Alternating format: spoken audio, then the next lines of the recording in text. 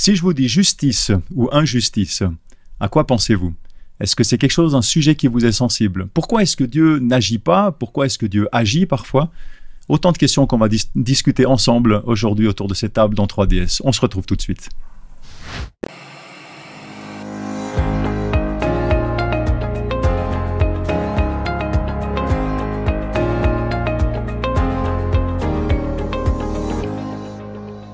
Voilà de retour, je vous souhaite une très cordiale bienvenue, ça me fait plaisir de vous retrouver dans cette émission.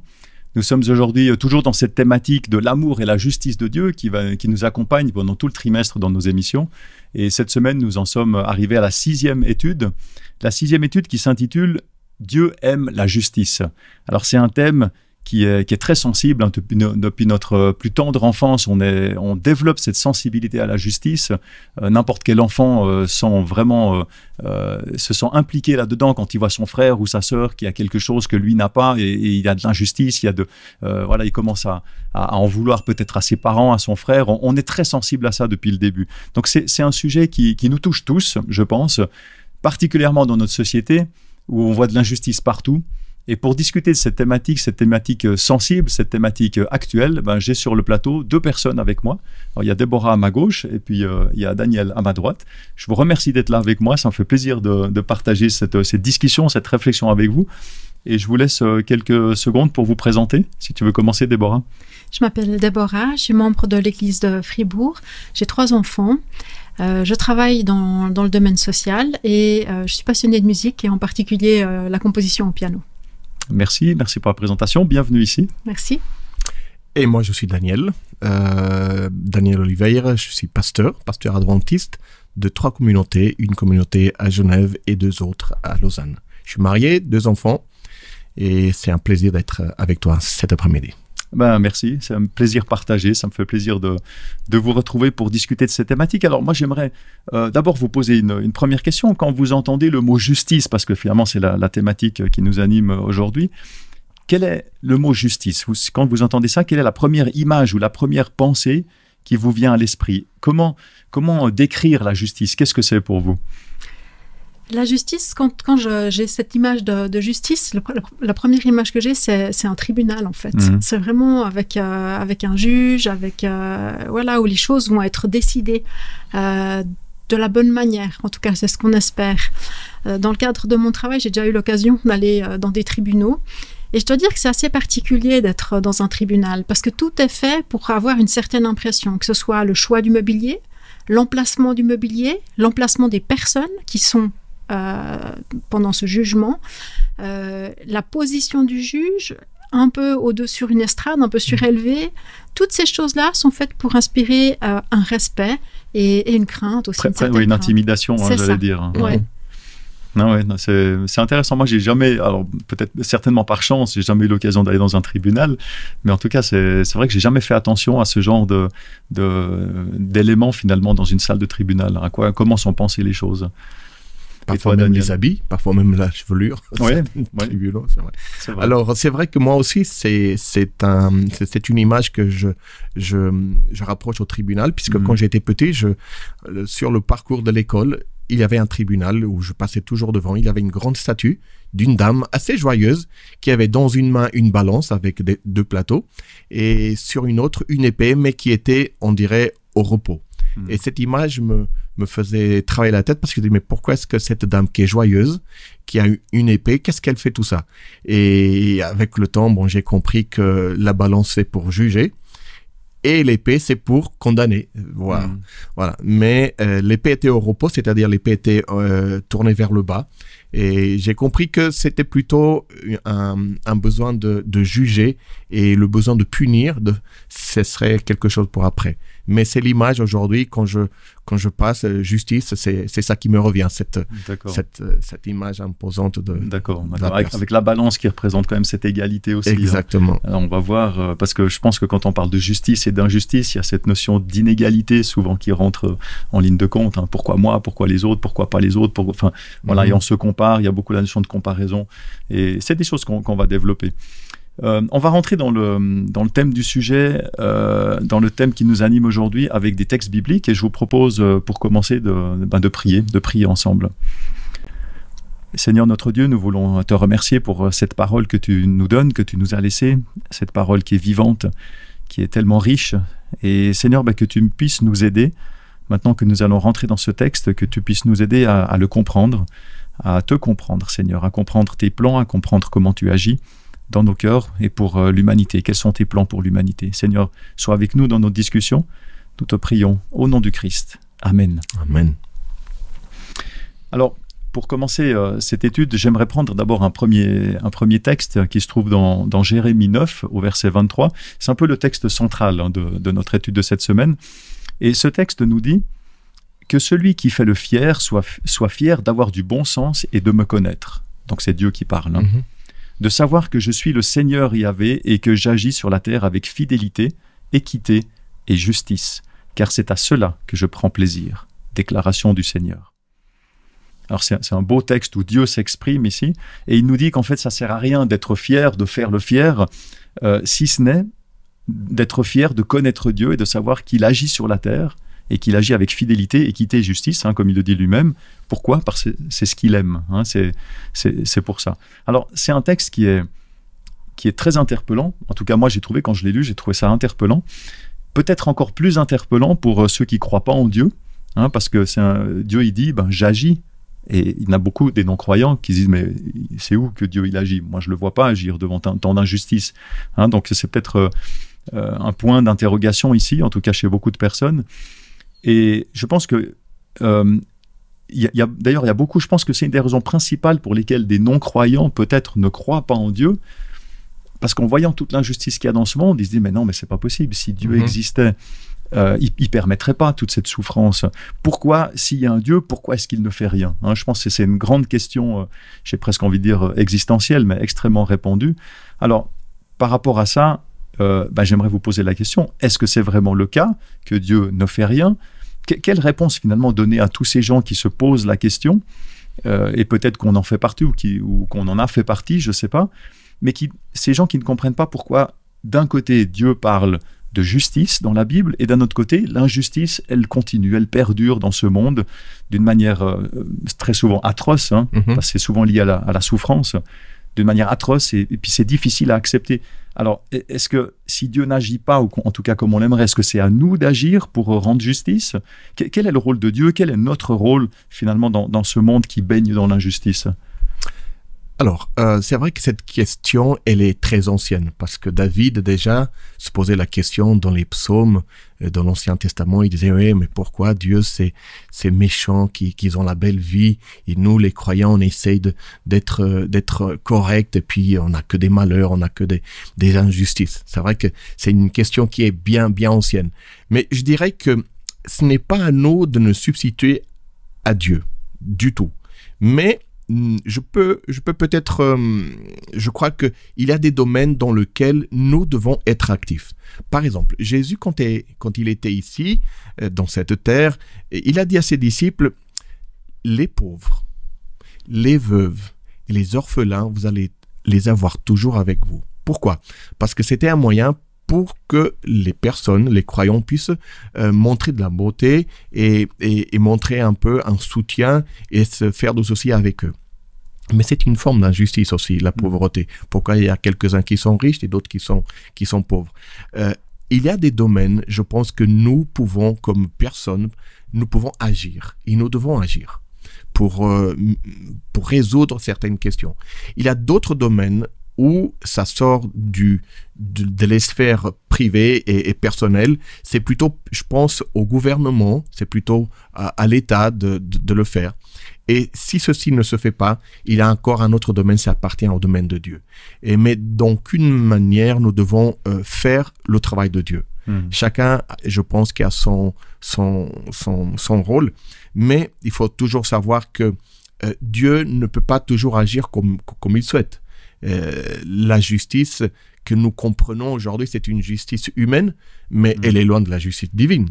Nous avons une image de justice qui est bien, qui n'est, comment dirais-je, qui n'est pas celle de la justice de Dieu. Et ce rôle, justement, de comprendre la justice de Dieu, qui est une justice qui est basée sur l'amour, change beaucoup d'aspects dans la nôtre. Alors c'est intéressant parce que tu relèves dans notre rôle finalement, tu dis qu'il ne faut pas se substituer à Dieu, hein, il ne faut pas faire vouloir soi-même faire sa propre justice. Mais par contre, tu as aussi mentionné un élément que je trouve intéressant, c'est que Dieu, il agit aussi à travers de nous, à travers de son peuple. Et quand nous, on agit dans ce monde avec justice, c'est peut-être une petite goutte dans l'océan, parce que c'est peut-être très limité, ça dépend des cas, mais c'est aussi une façon pour Dieu de rétablir une justice, une parmi d'autres manières pour Dieu de rétablir cette justice. Mais c'est une action, ça peut être une action de Dieu. Alors, c'est toujours une action de Dieu. Même la justice des hommes qui n'est pas parfaite, c'est quand même une image de la justice que Dieu souhaite aussi. Parce que si on vit dans un monde sans justice, alors ce serait carrément le chaos. Le souci, tout à l'heure, on parlait de tribunal, de mobilier, tout ça, de juge. Mais un juge, quand il juge une personne, il n'y a pas un sentiment d'amour vis-à-vis de cette personne. Il peut avoir un sentiment de compassion, un sentiment de s'identifier peut-être à une situation, mais il n'aura jamais un amour intense comme Dieu a pour nous. Et ça, nous les hommes, on l'oublie. Et c'est ça comment dirais-je, l'aspect fascinant de la justice divine, c'est que c'est une justice qui est basée sur l'amour, et Dieu, quand il nous juge, avant tout, il nous aime passionnément. Oui, oui. Oui, c'est un élément ceci change tout. Absolument. Moi, je compléterais, on parle beaucoup de justice, et puis on voit des choses qui se passent, puis qui ne sont pas selon la justice que nous, on connaît, qu'on aimerait en tout cas. Effectivement, la souffrance, l'injustice existe dans le monde parce que le mal existe. Et j'aurais envie de relever que Satan fait en sorte qu'on l'oublie, lui, et qu'on mette sur Dieu la faute de l'état du monde actuel. Et ça, c'est quelque chose où voilà, peut-être que ça vaut la peine de remettre la faute et la responsabilité du mal et de la souffrance à celui qui en est à l'origine, donc à savoir à Satan. Et puis c'est vrai qu'on parle beaucoup, enfin quand on entend, comme je l'ai dit dans l'introduction, quand on entend des gens qui disent « Ah, si Dieu existait, il ne permettrait pas, etc. » Comme par hasard, on pense à Dieu, mais on ne pense pas à l'adversaire. Et la Bible présente très clairement qu'il y a un adversaire qui est actif, plus que jamais, on pourrait presque dire, et qui a un rôle, voilà, toutes les conséquences qu'on a aujourd'hui sont quand même les conséquences de ses propres actes et de ce que lui, il a fait. Donc le premier responsable, c'est lui, c'est pas Dieu. Et Satan va faire aussi en sorte de relativiser justement cette puissance, cette image en fait, de cette conception qu'on a de Dieu, en disant puisque le mal existe, il veut donner l'impression aux gens que Dieu ne fait rien, entre guillemets. Et en l'occurrence, et il fait aussi en sorte qu'on ne croit pas à son existence, à lui, en fin de compte. Donc c'est une fable, ou alors on l'imagine, puis ça nous fait un peu sourire.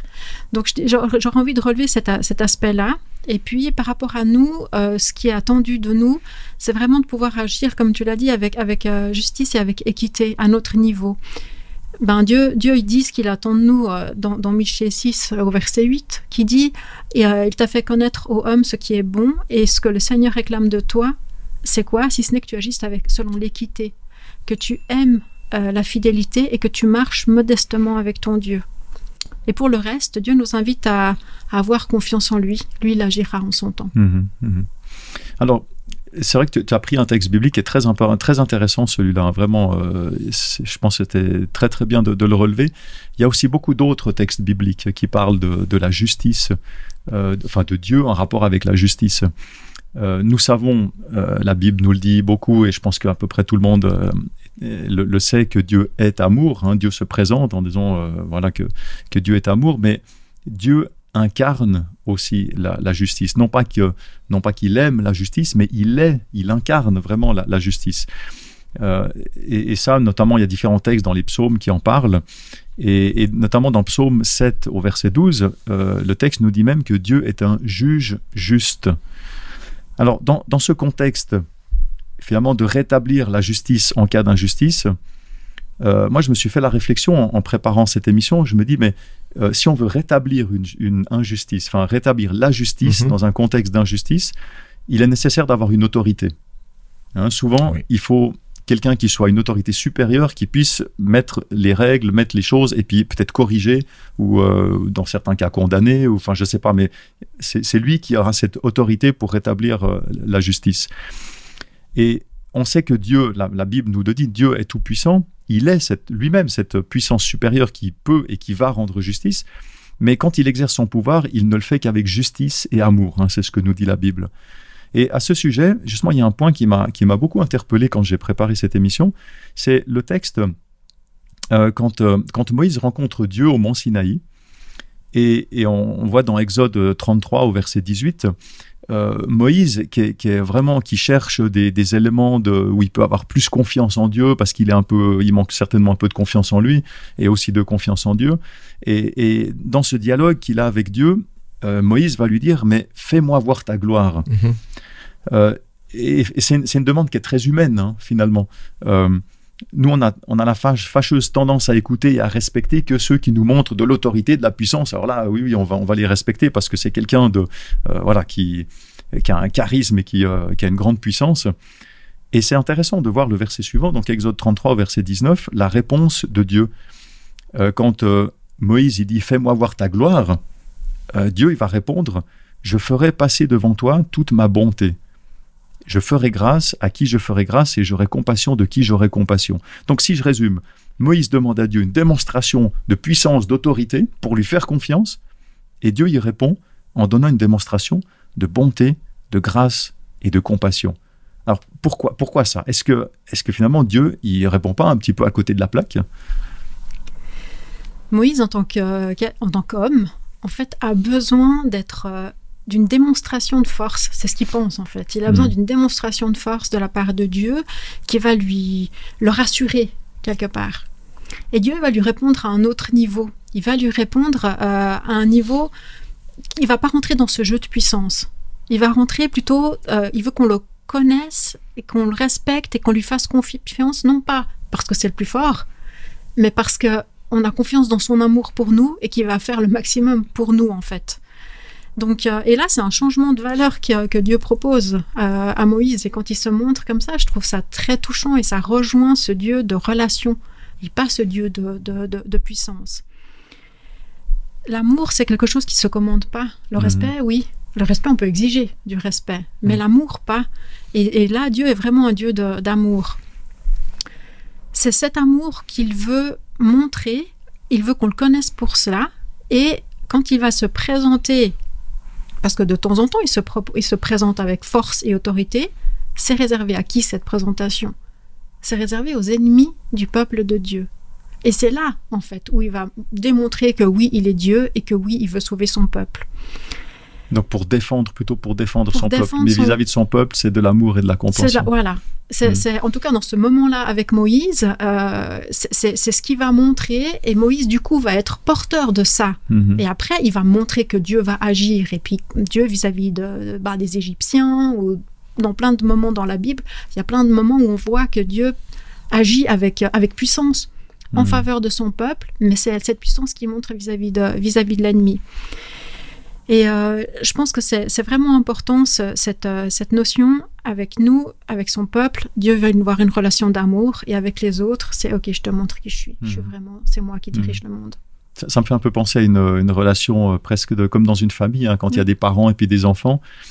Et finalement, les parents, on imagine bien, c'est les parents qui ont une relation vraiment aimante avec les enfants. Mais d'un autre côté, quand il y a des dangers qui viennent de l'extérieur, touche pas. C'est très protecteur. Et je me pose la question aussi en tant qu'enfant, si on réfléchit à la relation qu'on a avec nos parents, est-ce qu'on préfère, alors ça dépend peut-être de chacun, mais est-ce qu'on préfère avoir un respect, enfin d'où vient le vrai respect des enfants envers les parents? Est-ce que ça vient d'une autorité de la part des parents, ou est-ce que ça vient d'un amour et d'une bienveillance? Et je pense que l'obéissance peut venir de l'autorité, mais le vrai respect, il ne viendra pas de l'autorité, il viendra plutôt d'un amour. Donc c'est très pertinent, intéressant ce que tu nous dis. Ouais. Moi j'ai essayé de chercher plusieurs versions de ce verset, le verset 18, parce qu'il faut savoir que Moïse, juste imaginer un peu le cadre, Moïse est dans le mont Sinaï, il parle avec Dieu, il reste durant 40 jours en présence de Dieu, mais il y a un nuage qui couvre, qui enveloppe Moïse, et Moïse parle directement avec Dieu, mais ne le voit pas. Et d'autres versions disent de ce verset 18, « Fais-moi voir ta face ». C'est-à-dire, ça fait un moment, ça fait des jours qu'on cause, qu'on dialogue ici, je te pose des questions, tu me réponds, mais je t'ai pas encore vu. Fais-moi voir ta face.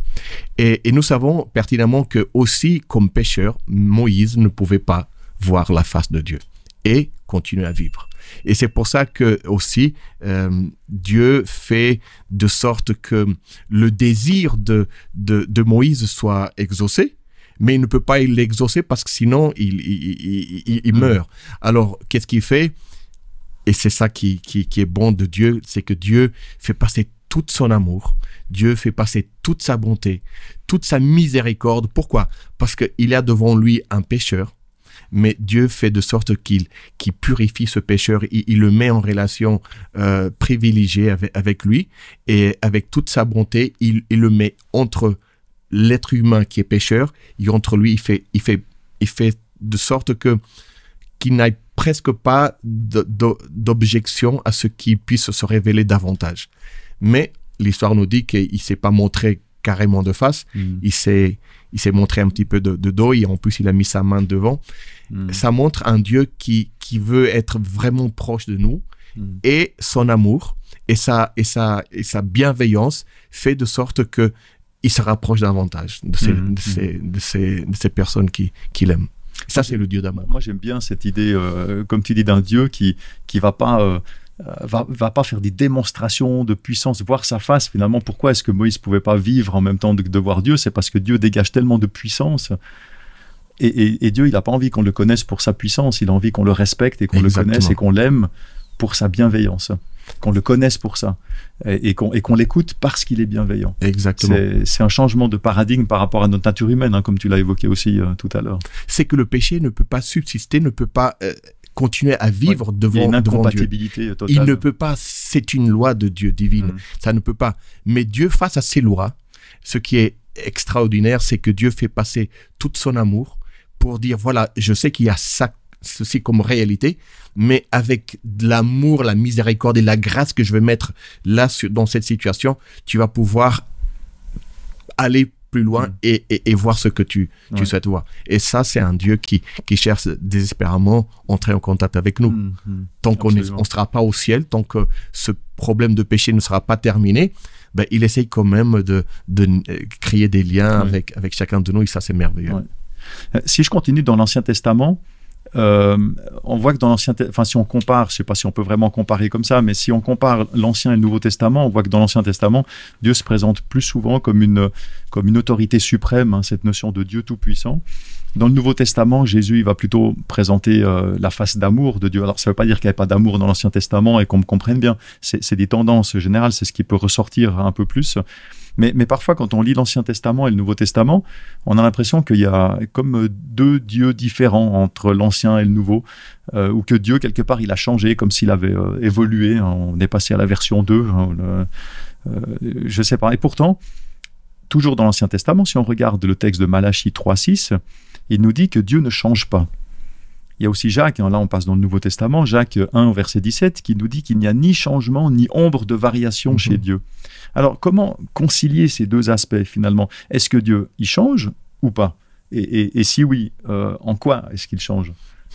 C'est vraiment étonnant de voir cette image dans la Bible.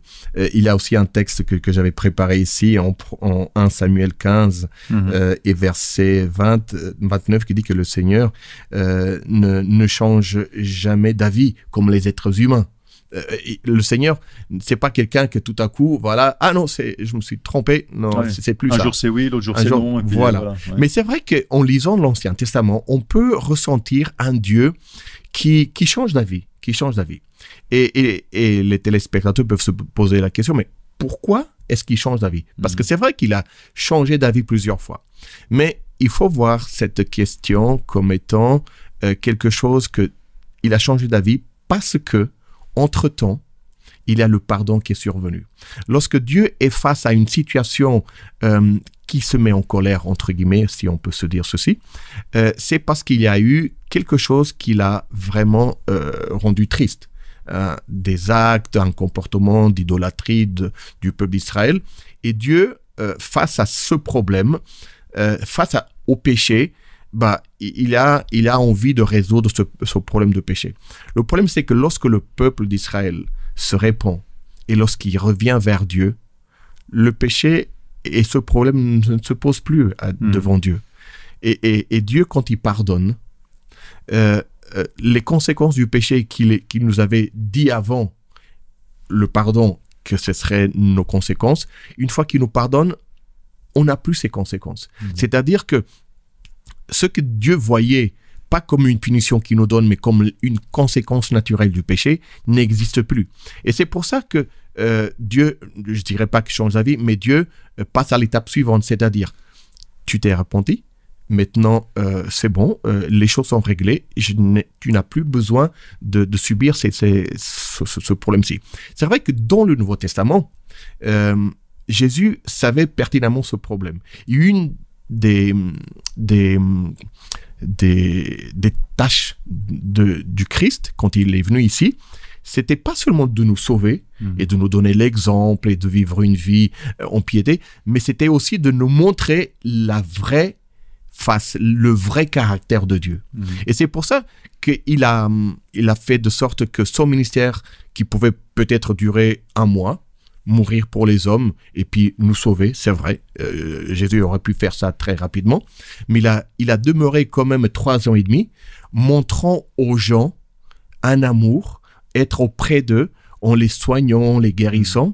Et après, un jour, les disciples lui disent, Jésus, montre-nous le Père. Tu parles tellement de ton papa, de ton Père, mais on aimerait bien le voir. Et Jésus, qu'est-ce qu'il lui dit? Mais je suis là. Celui qui me voit aussi le Père.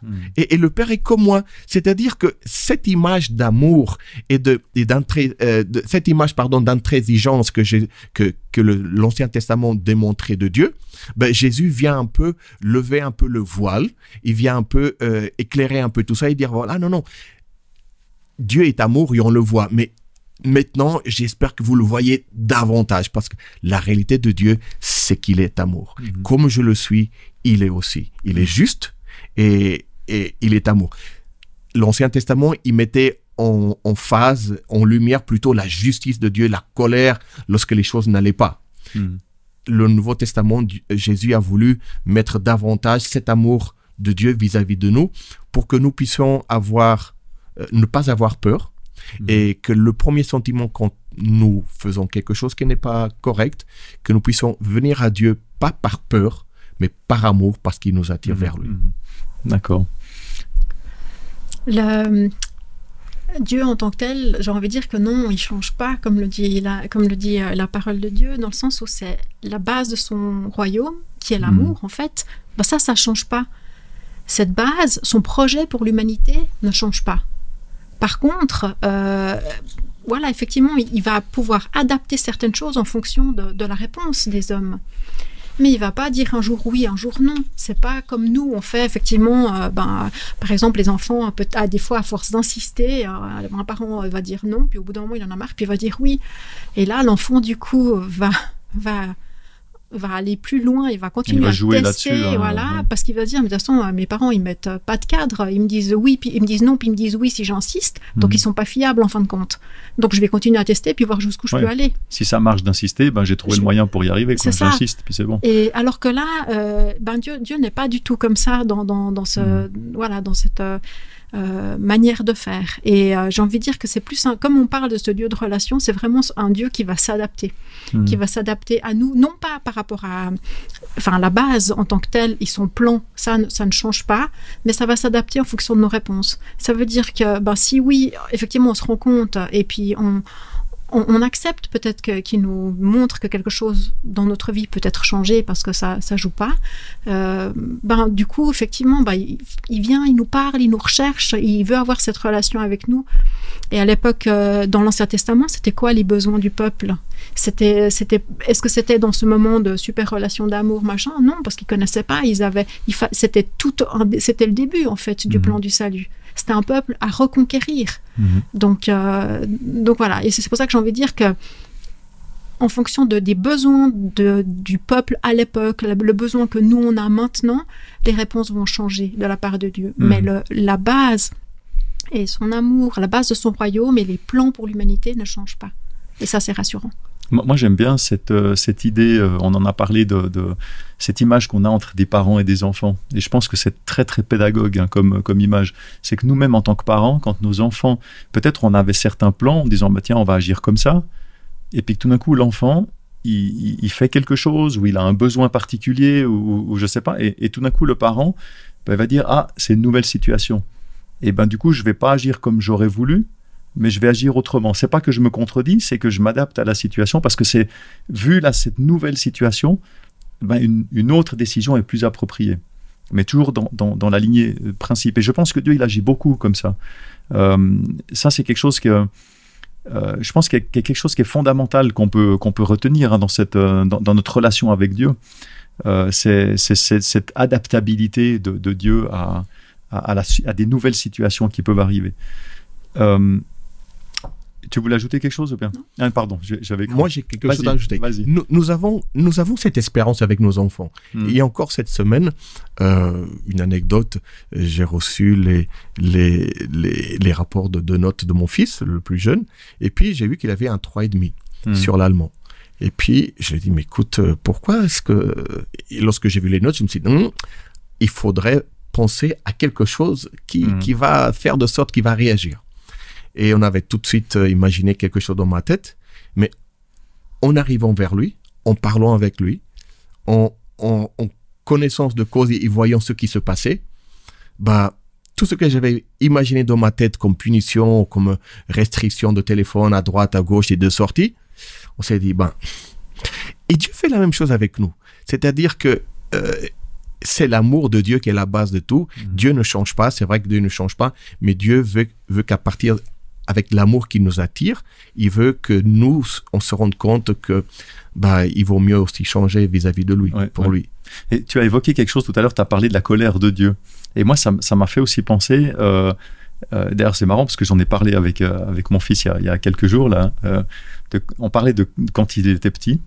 Et puis des fois, les enfants, ils nous demandaient, mais vous saviez que là, quand j'étais petit, on faisait ci, on faisait ça. Et puis nous, on se regarde et puis on dit, mais bien sûr qu'on le savait. On disait rien, mais on savait. Et je lui ai même dit, il y a des fois même où j'ai dit à mon fils, des fois, tu faisais une bêtise. Nous, en tant que parents, on allait s'énerver, on allait te montrer qu'on n'était pas d'accord et comme ça, mais pour que vraiment tu prennes conscience. Et c'est pédagogique, c'est purement pédagogique. C'est juste pour qu'il prenne conscience de la gravité de ce qu'il a fait. Et au plus on montre une sévérité dans le discours, au plus l'enfant va comprendre que c'est grave. Quel est son niveau à l'enfant de comprendre le degré de gravité? C'est en fonction de la réaction des parents. Mais donc on avait une mine sévère comme ça pour montrer à l'enfant qu'on n'était pas content, pas d'accord. Mais après, finalement, quand il était reparti dans sa chambre et puis qu'on se regardait, c'est toujours pas si on rigolait, on n'était pas fâchés, pas du tout. Mais c'était très pédagogique.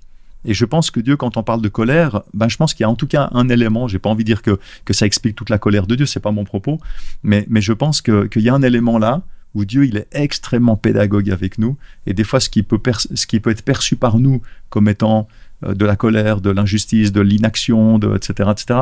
Il y a beaucoup une partie pour qu'on puisse comprendre, pour qu'on puisse voir ce qui nous entoure, pour qu'on puisse apprendre quelque chose. C'est une notion, je pense, qui est important de mentionner. Il y a un autre sujet sensible que j'aimerais aborder avec vous, et toujours dans ce contexte d'un Dieu juste, puisqu'on parle de justice, un Dieu qui est toujours droit et qui ne fait pas d'erreur. Alors, on est toujours à l'époque de Moïse, devant le mal que fait le peuple d'Israël. Dieu avait annoncé des malheurs. Il y avait des malheurs qui arriveraient sur le peuple à cause de tout ce mal. Et on voit Moïse, là je suis dans le chapitre 32, on voit Moïse qui va parlementer avec Dieu, qui va essayer de négocier avec Dieu pour dire mais non, mais tu peux pas faire tout ce mal à ce peuple. Donc dans cette négociation, dans Exode 32, 14, le texte nous dit que l'Éternel regretta le malheur dont il avait déclaré qu'il frapperait son peuple. Et puis, quelques siècles plus tard, dans un autre contexte, Dieu parle au prophète Jérémie, cette fois-ci, et en disant, donc là je suis dans Jérémie 18 au verset 8, donc ce prophète Jérémie qui dit « Si cette nation à propos de laquelle j'ai parlé revient de sa méchanceté, je regrette le mal que j'avais médité de lui faire. » Alors, vous voyez venir ma question, hein, comment comprendre que Dieu, qui est juste, qui incarne même la justice, c'est pas qu'il est juste, c'est qu'il est justice même, comment est-ce qu'il peut se repentir de paroles ou de projets qu'il avait imaginés, qu'il avait fait? Est-ce qu'on ne se retrouve pas là avec finalement un caractère qui est très humain, donc très imparfait aussi? Comment comprendre ces versets? Comment comprendre Dieu? Dans le texte que tu disais qu'il regrettait, comme ça, puis moi la version que j'avais, c'était qu'il se repent du mal qu'il avait prévu. Et c'est dérangeant, je pense, ce terme pour nous, parce que en fait, c'est un terme qui nous concerne nous, mais qui ne concerne pas Dieu. C'est un terme qu'on utiliserait pour nous. Et en fait, je dirais, au lieu de dire que Dieu se repent, en fait, il renonce. Il renonce à faire quelque chose, pas parce qu'il regrette ou je ne sais pas quoi, mais il renonce parce qu'il y a eu quelque chose qui s'est passé, comme tu disais, en fonction du contexte, en fonction de... Donc, je pense qu'il y a cet aspect-là en fait, il change ses plans. Mais le mot « il se repent », c'est pas comme nous, on l'entend pour nous dans notre démarche spirituelle vis-à-vis de Dieu. Oui, nous, quand on utilise ce terme pour nous, c'est comme si on a fait quelque chose de mal. Exactement. Et donc, on se repent de quelque chose de mal. Oui. Alors qu'il n'y a pas cette notion de mal. Il n'y a pas cette notion-là. C'est vraiment quelque chose de différent. Donc, il rejoint plus finalement ce qu'on disait avant en disant que Dieu, il s'adapte. Exactement. Et qu'il va peut-être changer. Voilà, il réévalue la situation et prend des nouvelles décisions en fonction d'une nouvelle situation. Pourquoi? Parce qu'avant, il a eu du pardon.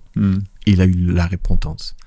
Et lorsque la repentance, lorsqu'on revient vers Dieu et on dit, voilà, pardon, je suis désolé, j'ai fauté, Dieu réévalue la situation.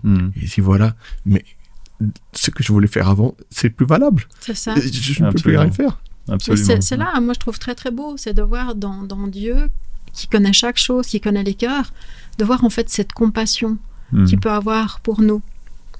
Cet amour, cette compréhension aussi. Et du coup, de se rappeler que quoi qu'il se passe, Dieu va agir avec amour pour son peuple, amour pour nous. Et ça nous montre aussi ce mot, quand on dit, voilà, il change de plan ou comme ça, mais ça montre aussi un autre aspect de Dieu, c'est sa patience. Sa patience pour son peuple, sa patience vis-à-vis de nous. Et ça, ouais, je pense que c'est une notion très importante que tu soulèves, parce que qui peut expliquer, je reviens à ma question de départ, pourquoi est-ce qu'on voit tant d'injustice et on a parfois l'impression que Dieu, il n'agit pas. Et je pense qu'on n'a pas parlé de cette notion de temps, mais la patience introduit cette notion de temps. Et je pense qu'une des composantes dans la réponse, une des composantes importantes de cette réponse. Ouais.